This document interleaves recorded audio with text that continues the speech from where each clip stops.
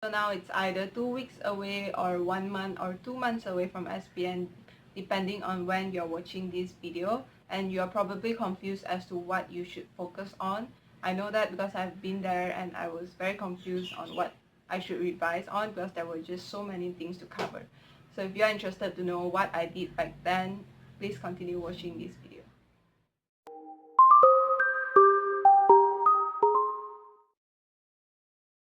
Hey guys, Victoria here and welcome back to my channel. So today's video is to give you a general direction on what you should be doing after trials. If you're confused, then I hope that this video can sort it out for you. Do you write notes? Do you just read your notes? These are the questions that I'll be answering, and today's video is going to be in 4 parts. So in the first part, I'm going to talk about the subjects which require understanding and memorizing, like biology, chemistry, physics, and sejarah. And then I'll be talking about language, so BM and BI, and then I'll talk about maths, and the last part is on the exam itself.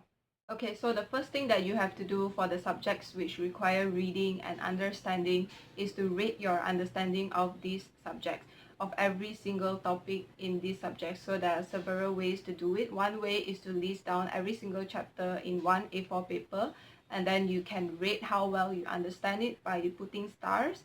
And the other way is to flip over to the index of your reference book that you have always used, and you can use that index itself to rate how well you understand a chapter by using highlighters. So if you understand a chapter really well, then you can highlight it with green. If you understand it moderately, then highlight it with yellow, and if you really don't understand that chapter, then highlight it with either red or pink. I think pink is more common. This will give you a clear idea of which topics need more of your time and attention. So now I can answer your question of, do you still write notes? Yes, you have to write notes for those topics that you highlighted with pink highlighters, meaning you're extremely weak at those topics. There's definitely time to make notes for those topics. And you can even use flashcards to make notes for those topics, or you can use flashcards to memorize really important stuff like essay plans for sejarah and biology. Use whatever study tool that you're comfortable with, and whichever works for you, you can just continue with that. But as I have said, you have to do that for weaker topics only. For topics which you have already mastered, you can go straight to doing practice questions. And now I'm going to talk about past year questions. My advice is to do them and do as much as you can. Past year questions are important for all subjects in general, but especially for admits. You have to use past year questions to know which parts you are weaker at, and those are the parts that you need to work on. So definitely try to do past year questions without referring to the answers, so you're testing your knowledge. And so for paper 1 and paper 2, definitely don't refer to the answers except for essay questions. So for essay questions, I try to do it on my own, but if I can't, then I just copy down the answer and try to memorize it. Other than essay questions, you have to attempt everything on your own without referring to the reference books, because that is how you can test yourself on how well you're mastering each topic. Besides SPM past year papers, you should also try to get your hands on all the trial papers of all the states in Malaysia, because they are extremely helpful and they are easily available online as well, so you can download and print them out for your easy reference. And trial papers from all the states are so important because they are actually trying to spot questions for SPM, so it is definitely worth the effort to print them out and to attempt all of that. And here's a tip for you: for Bahasa Malaysia, try to get your hands on the Terengganu state papers, because my tuition teacher has once told me that the Terengganu state is expert at spotting SPM questions, so do take note of that. Now we'll move on to language. So for BM and English papers, how do you improve? So I was very lucky because I went to a BM tuition which guided me and in a way forced me.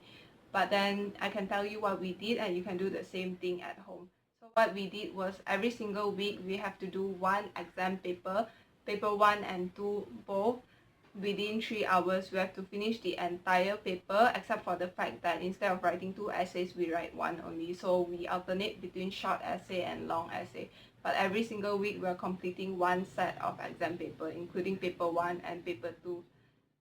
So I was learning new peribahasa every week, and I was just learning new things every single week, and my mind is always fresh on the format of the BM paper. And to be honest, I really hated that tuition because that tuition lasted for 3 hours, and once I sit down I have to write non-stop for 3 hours. And you know, for other tuition, like for biology tuition class for example, I can sit down and listen and sometimes highlight and write notes, but there's always a time to rest. But for BM tuition, it's just non-stop 3 hours of writing, and I really hated it, but the outcome was worth it because in the exam hall I was so familiar with the format of the paper. And you know, sometimes when you don't write essay for a really long time, your brain is kind of like berkarat and you can't think properly and form a sentence. That didn't happen to me at all. Everything just flowed so smoothly because I was writing one essay each week. So yeah, I definitely recommend doing that. But other than that, you can also keep a list of peribahasa and quotes and idioms which you plan to include into your essays. And whenever you have time, you can just read through it, and you can try to include those quotes into the essays that you are writing for practice as well. And some people have been asking me how to include quotes in this essay, so I'll tell you how. So for English, you can just say, as the saying goes, procrastination is the thief of time. And then for BM, Ram Mohan Gandhi pernah berkata, keruntuhan keluarga telah melahirkan generasi yang lemah. So that is how you can easily include peribahasa and quotes into your essays. For language subjects, it is also important to know the novels really well. So I actually read Sing to the Dawn around 3 times. And the other day, I was flipping through my journal and I came across this, which is quite funny. By that time, I already knew the story really well, and I tried to put it into my own words. I think it was one sentence for a chapter. I'm not entirely sure, but that was how I put the entire story into my own words so that I can remember it better, and perhaps you can do the same as well. Next, I'll talk about mathematics, which are additional mathematics and modern mathematics. So for maths, the most important thing is to practice. So do past year questions, do them on your own, and if you can't, then get help.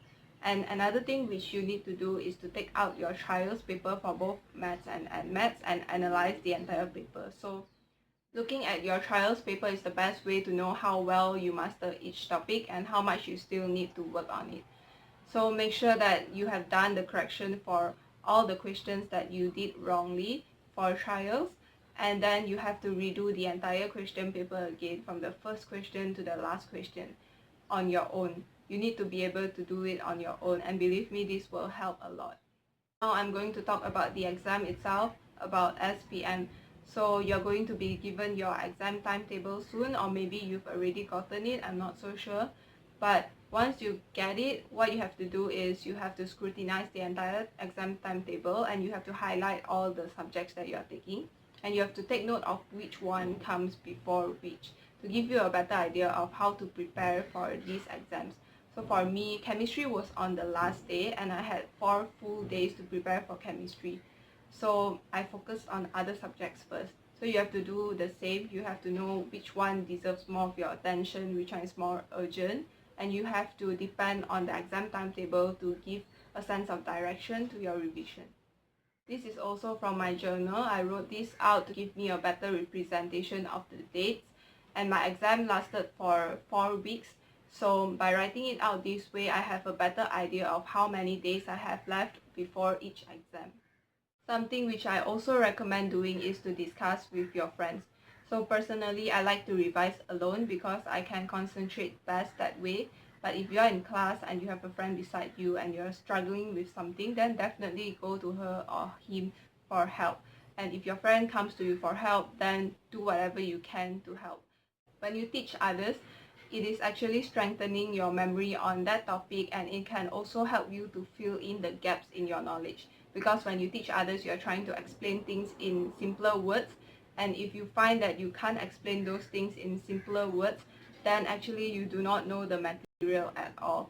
So explaining it to others is really a good way to identify the gaps in your knowledge. So I definitely recommend group discussions, discuss with your friends, and everyone will benefit from it. Last thing that you have to do is to take care of yourself, whether mentally or physically. Like 1 to 2 months before SPM, this is the time that you have to take care of your health the most, because if you fall sick during SPM, then you're not in your best condition and all your previous efforts are kind of put to waste. So definitely try to take care of yourself and don't overwork yourself. Those are the things that you should do before SPM and after your trials. And if you are confused and lost before this, I hope that this video has managed to give you a sense of direction of how you should continue your revision. 1 to 2 months before SPM is a really important period of time because what you do now will determine what you see on the exam certificate. If you feel like you have not been working hard enough before this, it's okay. You can just start right now and today, and all your effort from today onwards will reflect in your grades. I wish you all the best in your preparation for SPM. That's all for today's video. Thanks for watching, and I'll see you guys in my next video.